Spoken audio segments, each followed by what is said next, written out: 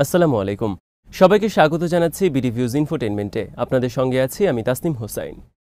প্রতিবার প্রতিপক্ষের সাথে যুদ্ধ শুরুর আগে ইসরায়েল সবাইকে চোখে ধুলো দেওয়ার জন্য পরিকল্পিতভাবে একটি নাটক মঞ্চস্থ করে, আর তা হল যুদ্ধবিরতির নাটক। এই নাটকের প্রধান কুশীলব ইসরায়েলের কূটনীতিবিদরা, যারা নিজেদেরকে শান্তির প্রতীক হিসেবে উপস্থাপন করেন এবং প্রমাণ করতে চান যে তারা একটি স্থায়ী শান্তি প্রতিষ্ঠার জন্য প্রয়োজনীয় সবকিছু করেছেন। কিন্তু এই যুদ্ধবিরতি নাটকের চূড়ান্ত পরিণতিটা খুবই সাজানো, আর তা হল ব্যর্থতা। হিজবুল্লাহ প্রধান হাসান নাসরুল্লাহকে হত্যা করার পর ইসরায়েল যখন দক্ষিণ লেবাননে স্থল অভিযান শুরুর প্রক্রিয়ায় ছিল, তখনও তারা যুদ্ধবিরতির আরেকটি নাটক মঞ্চস্থ করেছে। ইসরায়েলের এসব কৌশল কিভাবে তাদের উপরই বুমেরাং হয়, তাই জানব এবারের প্রতিবেদনে।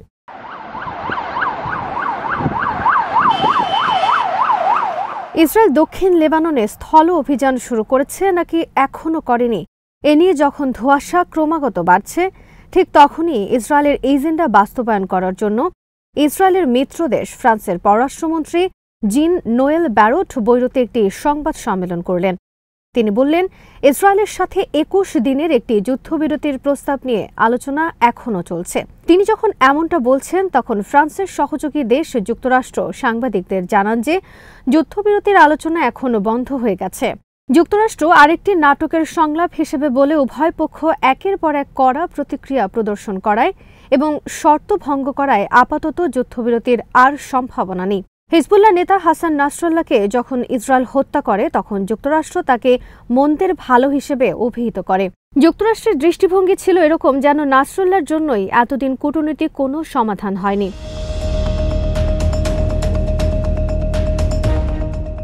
তবে যুক্তরাষ্ট্র এমন আচরণ করছে যেন তারা বরাবরই লেবানন ইসরায়েল সংকটের কূটনৈতিক সমাধান চেয়েছিল।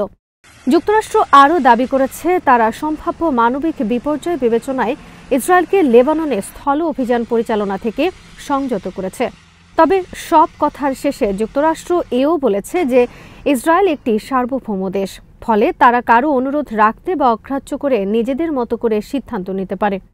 যুক্তরাষ্ট্রের এসব নাটকের সংলাপ বিশ্ববাসী লম্বা সময় ধরে দেখে আসছে, কেননা পেন্টাগন চূড়ান্তভাবে জানিয়েছে তারা যুদ্ধবিরতি নিয়ে আর অগ্রসর হবে না, এবং এরই মধ্যে লেবাননে একটি স্থল অভিযান পরিচালনার জন্য তারা ইসরায়েলকে গ্রিন সিগন্যাল দিয়ে দিয়েছে। শুধু তাই নয়, লেবাননের অভ্যন্তরে ইসরায়েলের স্থল অভিযান পরিচালনায় সহায়তার অংশ হিসেবে মার্কিন কংগ্রেস এরই মধ্যে $8.7 বিলিয়ন একটি বিল অনুমোদনও করেছে।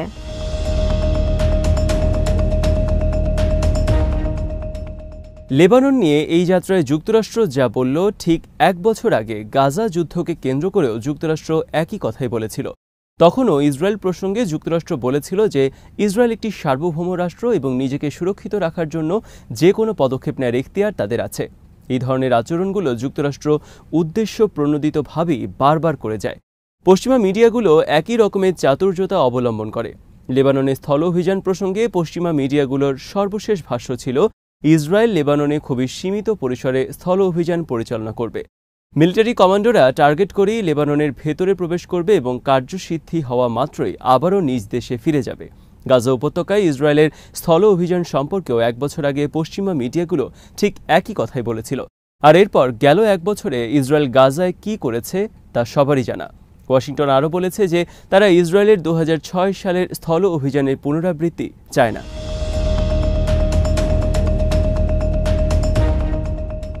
অবশ্য যুক্তরাষ্ট্রের এসব দ্বিচারিতা ধরা পড়ে যায় ইসরায়েলি কূটনীতিক এবং সামরিক কর্মকর্তাদের মন্তব্যে।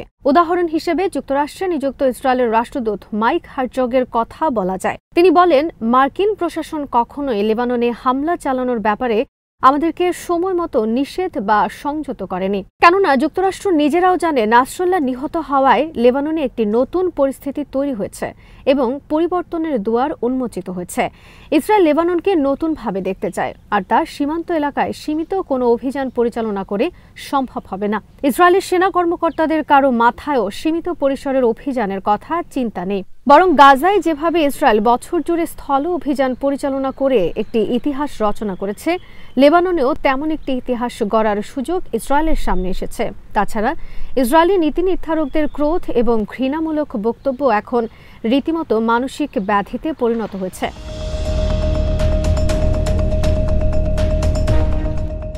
হিজবুল্লাহ নেতা হাসান নাসরুল্লাহর শরীরে আঘাতের কোনো চিহ্ন নেই, তাই অনেকেই ধারণা করছেন বিস্ফোরণ সৃষ্ট ধোঁয়ায় দম বন্ধ হয়ে সম্ভবত নাসরুল্লাহ মারা গেছেন। কিন্তু মানসিক ব্যাধিগ্রস্ত ইসরায়েলি চ্যানেল 12-এর সাংবাদিক এই মৃত্যুতে উল্লাস করে বলেছেন, যন্ত্রণায় আর অপরাধ বোধে নাসরুল্লাহ নিহত হয়েছেন। অন্যদিকে স্লোমি টাউনের কাউন্সিলের প্রধান ইসরায়েলের স্থল আক্রমণকে স্বাগত জানিয়ে বলেছেন, লেবাননের এই এলাকাটি অতি দ্রুত পরিচ্ছন্ন ও আগাছা মুক্ত করা প্রয়োজন।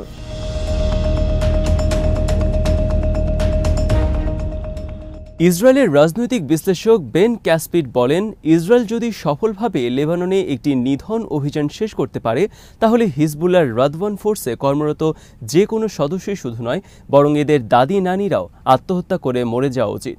আপাতত ইসরায়েল মুখে মুখে লেবাননের লিটানি নদীকে নিজেদের অভিযানের চূড়ান্ত সীমা হিসেবে ঘোষণা করলেও প্রকৃতপক্ষে ইসরায়েল লিটানি নদীসহ পুরো এলাকায় নিশ্চিহ্ন করে দিতে চায়। যুক্তরাষ্ট্র ও ইসরায়েল মিলে লেবাননের মানুষের সাথে কার্যত প্রহসন করছে, কেননা মার্কিন স্টেট ডিপার্টমেন্ট ইসরায়েলের সীমিত পরিসরে অভিযানের কথা ঘোষণা করার কয়েক ঘন্টার মধ্যেই ইসরায়েলি সামরিক বাহিনীর দক্ষিণ লেবাননে 20টিরও বেশি শহর ও গ্রাম থেকে বেসামরিক নাগরিকদের সরে যাওয়ার নির্দেশনা দিয়েছে। যেভাবে ইসরায়েল গাজাবাসীকে একবার উত্তর থেকে দক্ষিণে আবার দক্ষিণ থেকে উত্তরে স্থানান্তর করে পর্যায়ক্রমে গোটা গাজাকে ধ্বংসস্তূপে পরিণত করেছে, এবার তারা লেবাননের ক্ষেত্রেও একই ঘটনা ঘটাতে চায়।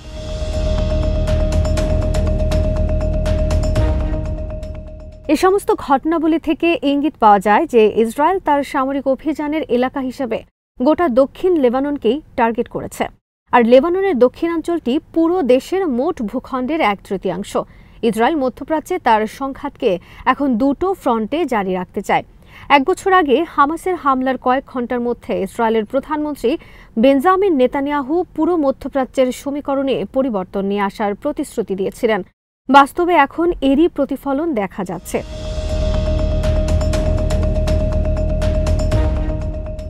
এদিকে সাবেক মার্কিন প্রেসিডেন্ট ডোনাল্ড ট্রাম্পের জামাতা এবং রিয়েল এস্টেট ব্যবসায়ী জারেড কুশনার হিজবুল্লাহ প্রধান নাসরুল্লাহর হত্যার পর প্রতিক্রিয়ায় টুইটারে লিখেন, প্রেসিডেন্ট ট্রাম্পের আমলে যে আব্রাহাম চুক্তিটি স্বাক্ষরিত হয়েছিল তা ছিল একটি ঐতিহাসিক দিন, আর এরপর দ্বিতীয় ঐতিহাসিক দিন হল 27 সেপ্টেম্বর, কারণ এদিনে হিজবুল্লাহ নেতা হাসান নাসরুল্লাহ নিহত হয়েছেন।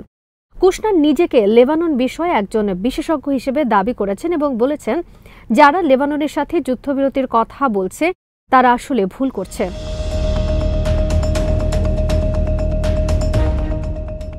কুশনারের মতে, পরিস্থিতি এখন যেখানে চলে গেছে সেখান থেকে ইসরায়েলের আর ফিরে আসার কোনো সুযোগ নেই। যে কাজ তারা শুরু করেছে তাদেরকে তা শেষ করতে হবে, কেননা ইসরায়েল ছাড়া হিজবুল্লাহর অস্ত্র ভান্ডার শেষ করার সক্ষমতা আর কারো নেই।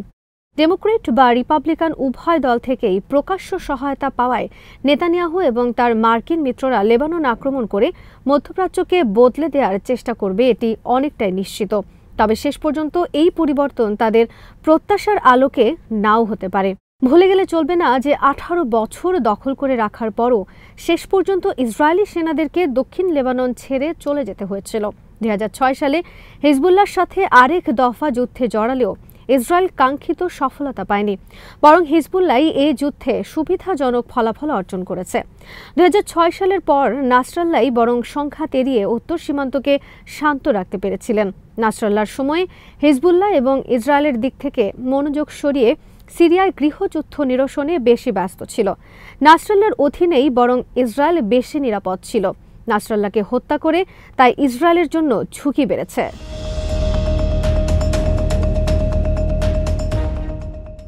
ইসরায়েল হিজবুল্লাহকে সাম্প্রতিক সময়ে বেশ কয়েকবার নাজুক অবস্থায় ফেলতে পেরেছে, কারণ হিজবুল্লাহ এখন আর ছোট কোনো সংগঠন নয়। সংগঠনটির আকার ও রাজনৈতিক গুরুত্ব সাম্প্রতিক বছরগুলোতে বেড়ে যাওয়ায় ইসরায়েলের গোয়েন্দা সংস্থা মোসাদের পক্ষে হিজবুল্লাহর অভ্যন্তরে অনুপ্রবেশ করতে সুবিধা হয়েছে, আর এই সুবিধা নিয়েই ইসরায়েল হিজবুল্লাহর চেইন অফ কমান্ডে আঘাত হানতে পেরেছে।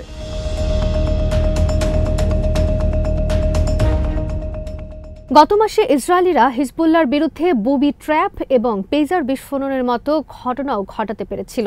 হিজবুল্লাহর উপর দীর্ঘ সময়ের নজরদারি করার কারণে ইসরায়েল এই সুবিধাগুলো পেয়েছে। ফলে গাজার মতো ছোট্ট একটি উপত্যকায় হামাসের শীর্ষ নেতৃত্বকে 1 বছরেও ধরাশায়ী করতে না পারলেও লেবাননের ক্ষেত্রে তা অনেকটাই সম্ভব করেছে ইসরায়েল।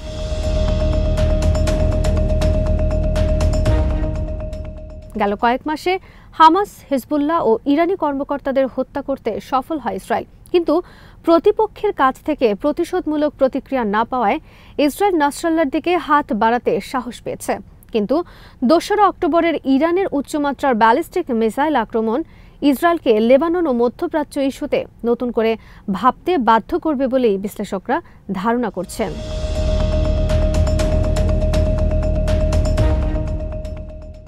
আজ এখানেই শেষ করছি। সমরাষ্ট্র, প্রতিরক্ষা এবং কূটনীতির নানা তথ্য জানতে চোখ রাখুন বিডি ভিউজ ইনফোটেনমেন্টে।